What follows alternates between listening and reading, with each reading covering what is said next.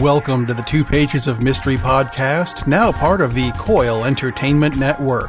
I'm your host, Rob Steele. As always, I need to make sure everyone knows the purpose of this show, because let's be honest, some people aren't getting it. Since it's really hard to get published these days, I want to make it easier for you to get published. That's the whole point here. Until you've been published, you can't get published, which makes no sense, but that's apparently the rule. I'll publish your story as an ebook, and I'll even turn it into an audiobook for this show. Just send it to me. No tricks, no copyright infringement, nothing. Just straight up publishing. I make it easy, so you don't have to worry about anything else. Seriously, if you want to submit a show, check out the rules. There's not that many on the website, 2pagesofmystery.com, number 2. Pages of Mystery you can spell. And there's a new email address for the show, submit@2pagesofmystery.com. You can submit your stories there. You can even submit questions about the show. That's what it's there for. Email me. And if you're interested in being in 2 Pages of Mystery Volume 2, yes, this is a hard copy book that you can hold in your hands. Submit your stories. Otherwise, you'll never get in. Kind of like, you can't win the lottery unless you play. You're not going to get in the book unless you give me a story to put in it. See? How hard is that? While I'm at it, I'd like to go ahead and thank iTunes, the Google Play Store, and the Happy Hour Network for passing the show along. And don't forget to follow all of the Coil Network shows on CoilEntertainmentNetwork.com. It's a new website, Coil, C-O-Y-L. See? It's clever, isn't it? Want to know what it stands for? Go to the website and check it out. And you can also follow all the shows on Pinterest and YouTube as well. Yeah, I said YouTube. Give that a watch. And now for today's story, in which Lieutenant Cooper Wright and Detective Manny Vasquez investigate a serial killer who is targeting women who use a particular dating website in the story Smile.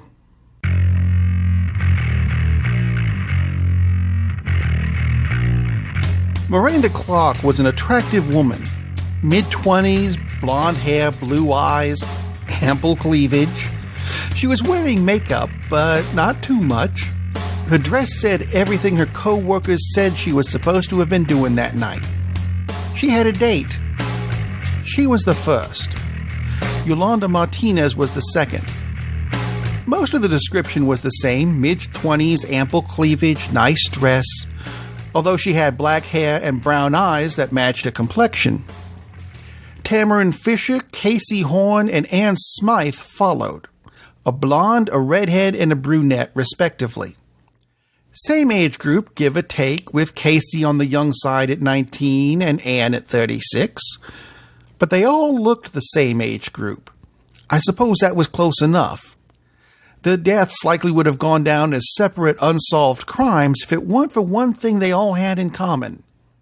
They were all on their respective date nights. Their methods of death were variable, or we might have caught it sooner. Miranda was shot. Yolanda strangled. Tamarin run down by a car. Casey poisoned with drain cleaner, and Anna was hung. I knew eventually the killer would have to stop because he'd run out of ways to kill people. But I'd really like to have him in jail long before we get to that. I suppose it was inevitable that I'd work a serial killer case eventually. Once we pieced together that these crimes might just be related, we found a few other similarities. Co-workers, friends, and, oddly enough, credit card statements all said they had interaction with the same online dating service. RuralMingler.com. The site's claim was that it would match you up with someone who was more suited to living in a rural lifestyle than a city one, and was also fairly heavy on the Christianity. I always felt sites like that were a bit discriminatory. What happens if you're a Jew who wants to live in the country? No website for you, apparently.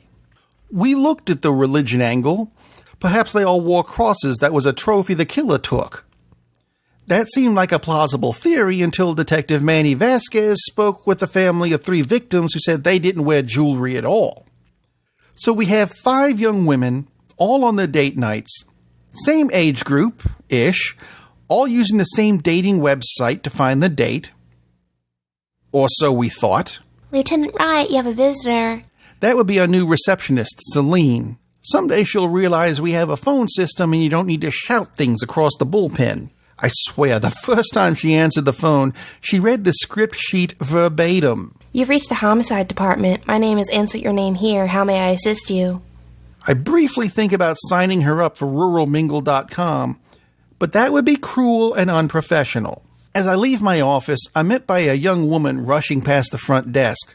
I'm not initially sure she's more interested in telling me something or getting away from Celine. Thankfully, for the investigation, it's the former. Pauline Floyd, roommate of Yolanda Martinez, victim number 2, informs me that she received a phone call from Yolanda's date, Daniel Wall. Daniel had been thoroughly interviewed at the time of Yolanda's strangulation, but we didn't know about the date site connection. Paula says that Daniel and Yolanda were not set up through the website. It was a blind date set up by Pauline's cousin, Marshall Floyd. He and Daniel were friends from work, and he knew Yolanda was single and attractive, so it seemed to be a good fit. Damn, that may have squashed our only lead. That is, until another call came in. It seems we may have a victim number 6. I grab Manny and head to the scene. This time, our victim is in Osiris Park on the outskirts of town. Well, what's left of the victim is there. In the center of the park is, or I should say was, a wooden tributary statue to Galen Lycomedes, a pagan priest who sacrificed himself last year for the good of the community.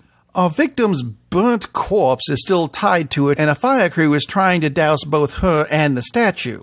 This is a horrible thing to witness, but I ask Officer Scott Walker, first on the scene, why he thinks this is another in the series. We found her phone on the walk path.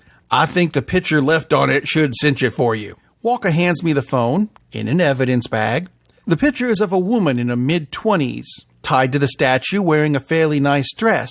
This time, our victim has auburn hair. It does look like we have a victim number 6. It takes a bit longer for the fire crew to put her out since there isn't access for a fire truck, nor are there any hydrants nearby. I would have thought that a fire extinguisher would work, but I'm told by one of the firemen that it's taken 6 because of an unusual accelerant. Of course, no word on what that would be until tests are done, and the priority is to put out the fire first. Once that's done, CSI swarm the scene. We haven't had the opportunity to examine one of these scenes so close to when the victim was killed yet. Unfortunately, the fire brigade's footprints and spent extinguishers have pretty much ruined any evidence. The body is taken back for autopsy. I hope she was killed before she was set on fire. I heard that burning to death is probably the worst way to go. Then I briefly wonder who took part in that survey and how many times they had to die.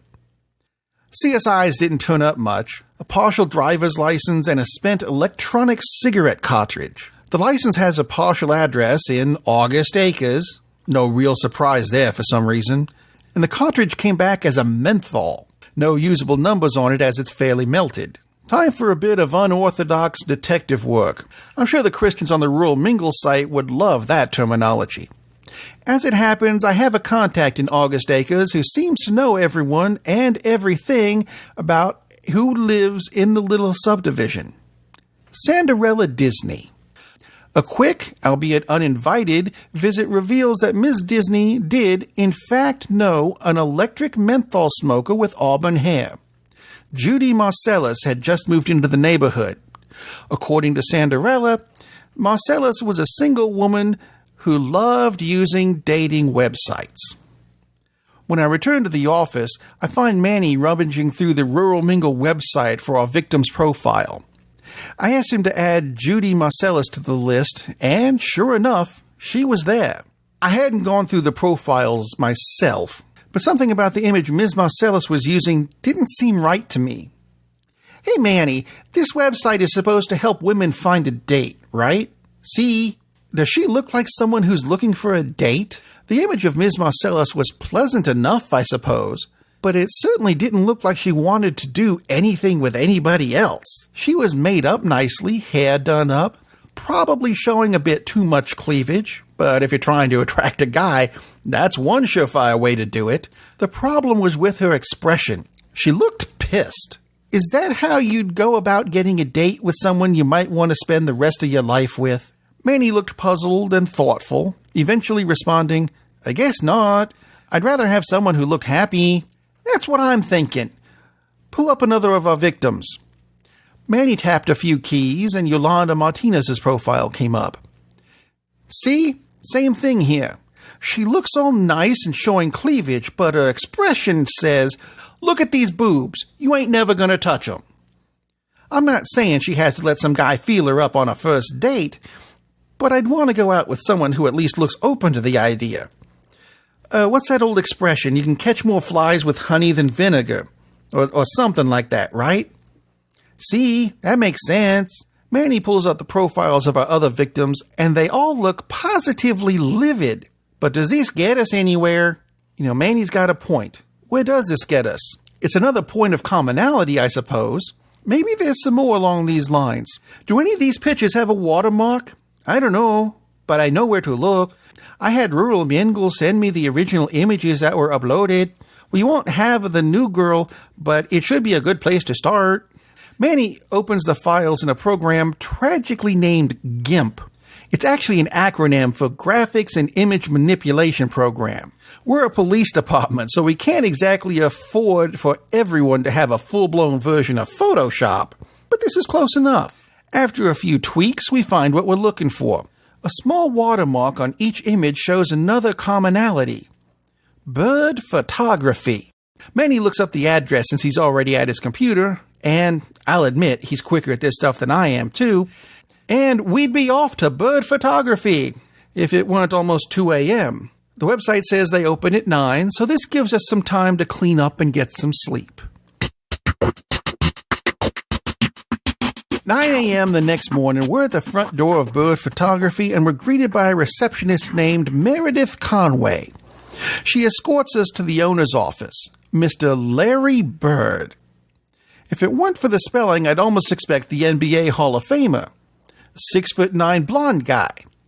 Instead, Larry Bird is almost 5'6", bald, and has a considerably darker complexion.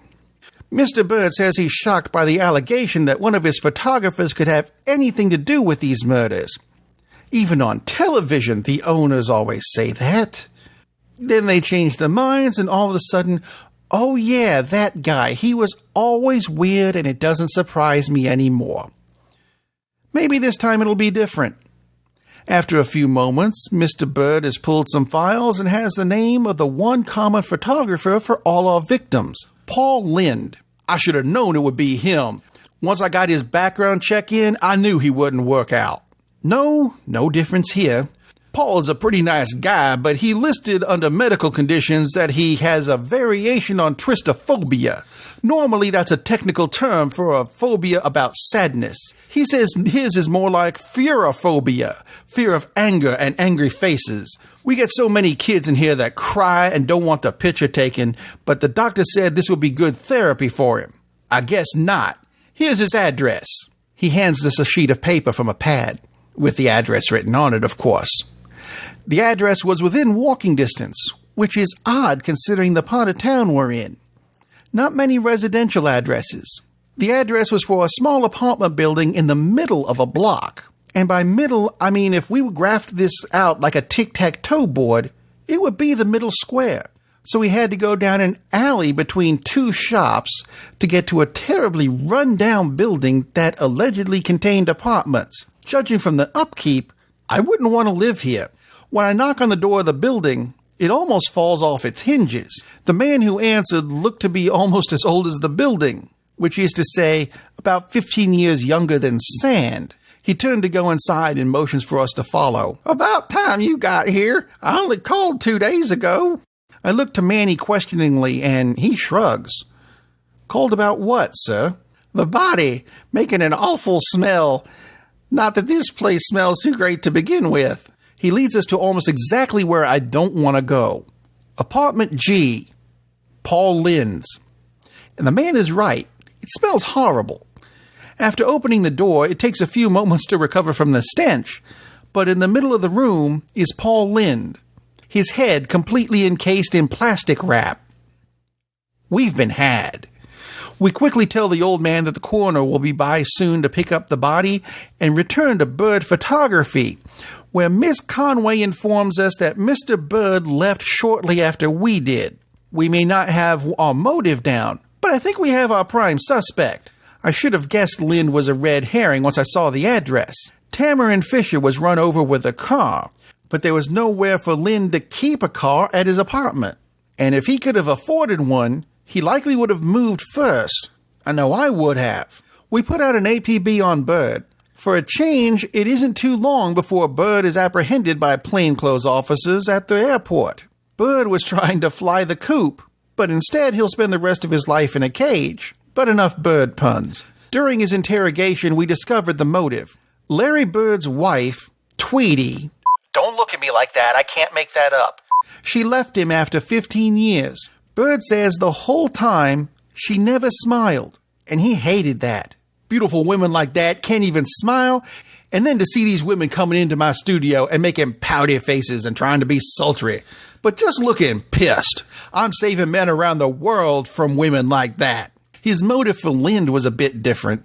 He says that Lynde had actually gotten over his fearophobia and was leaving the studio to go back to his previous job at the airport in the lost luggage department.